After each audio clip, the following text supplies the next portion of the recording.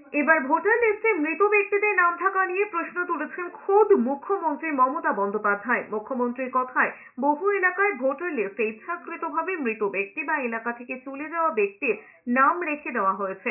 এই ব্যাপারে booth level অফিসারদের ভূমিকা নিয়ে বড় প্রশ্ন তুলেছেন মুখ্যমন্ত্রী। মুখ্যমন্ত্রী বলেছেন, খবর রয়েছে স্থানীয়রা বলার পরও বহু এলাকায় বিএলওরা ভোটার তালিকায় মৃত ব্যক্তির নাম রেখে দিয়েছেন। অনেকে বহুদিন এলাকা থেকে অন্যত্র চলে গিয়েছেন, তাদেরও নাম রেখে দেওয়া হয়েছে।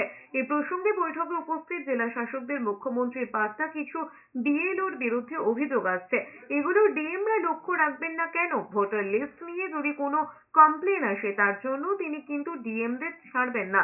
অতীতে ভোটের শতাংশ নিয়ে কারচুপির অভিযোগ উঠেছিল। এই প্রসঙ্গ টেনে মমতা বন্দ্যোপাধ্যায় মনে করিয়েছেন, আগেকার দিনে 25%, পরের দিন দেখালো 40%। এভাবেই কারচুপি হয়। বৈঠকে মুখ্য সচিবের উদ্দেশ্যে মুখ্যমন্ত্রী বলেছেন, ভোটার তালিকার মতো সিরিয়াস কাজের ডিউটিতে শেষ দিনেও অনেক বিএলও নিজের ডিউটি পালন করেননি। এ ব্যাপারে দ্রুত তদন্ত করে রিপোর্ট জমা দেওয়ার নির্দেশ দিয়েছেন তিনি।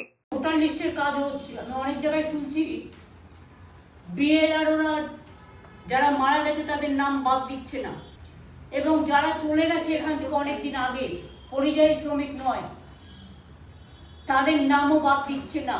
এটা কিন্তু কিছু বিএলওর নামে আমাদের কাছে কিন্তু স্পেসিফিক রিকোয়েস্ট, স্পেসিফিক অ্যালিগেশন এসছে। এগুলো ডিএমরা লক্ষ্য রাখেন না। লাস্ট ডেট পেরিয়ে গেল, সেদিন কেউ ছিলই না। কারা কারা ছিল না, কোন কোন জায়গায়, এর তথ্য আমার চাই। ভোটার লিস্ট নিয়ে কোনো কমপ্লেন যদি হয় তার জন্য আমি কিন্তু ডিএমকে দায়ী করব।